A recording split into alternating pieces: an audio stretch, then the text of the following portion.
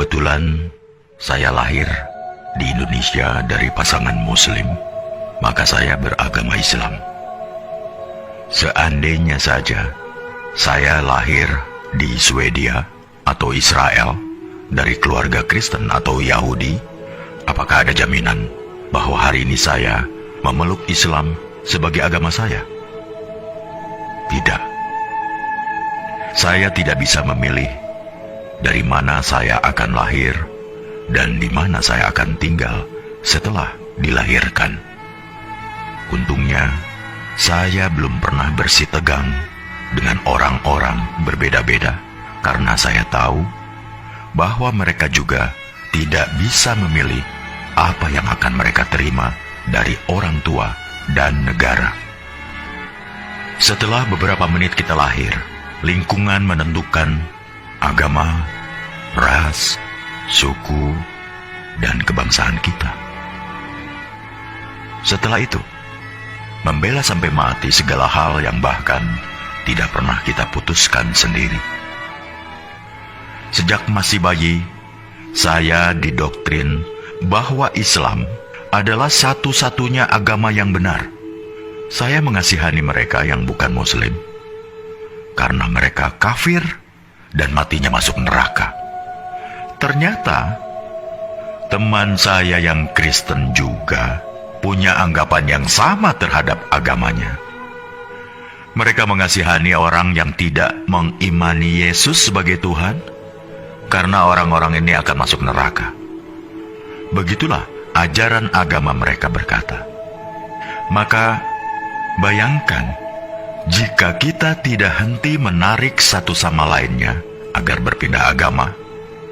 Bayangkan jika masing-masing umat agama tidak henti saling beradu superioritas seperti itu.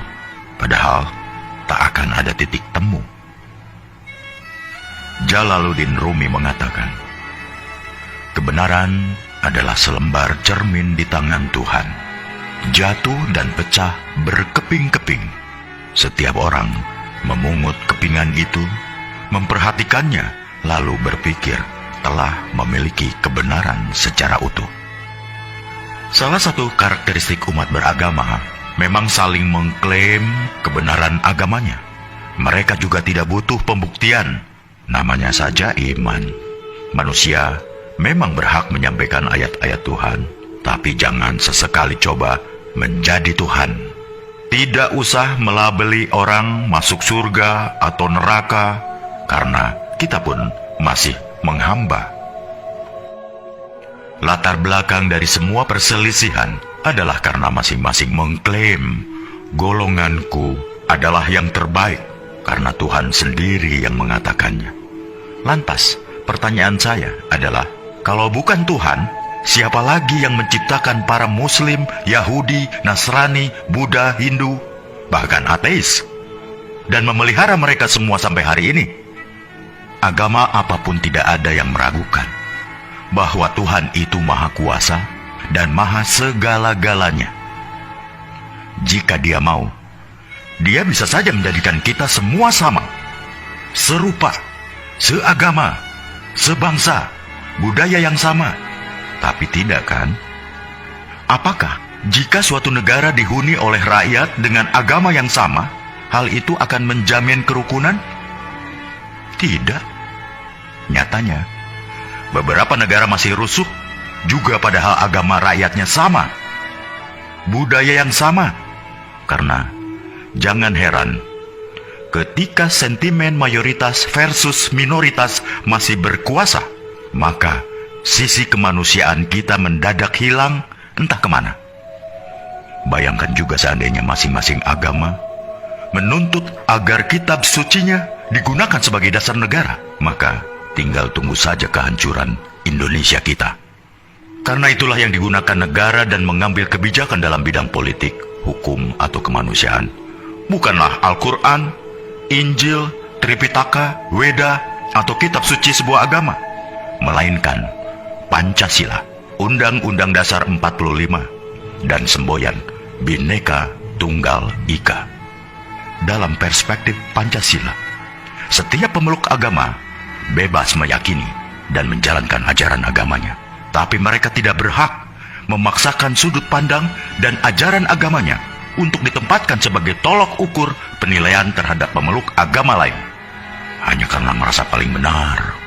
Misalnya umat agama A tidak berhak mengintervensi kebijakan suatu negara yang terdiri dari bermacam-macam keyakinan.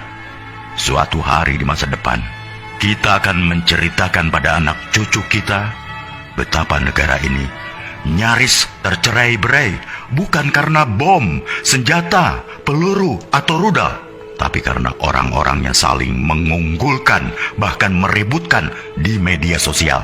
Ketika negara lain sudah pergi ke bulan atau merancang teknologi yang memajukan peradaban, kita masih sibuk meributkan soal beragama.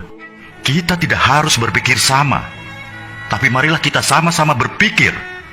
Apakah kita sesama anak bangsa terus-terusan bertikai? Bila renungan tentang hal ini baik, tolong sebarkan ke saudara, teman-teman, grup, atau siapa saja yang masih ingin kedamaian di bumi pertiwi di Indonesia yang kita cintai ini.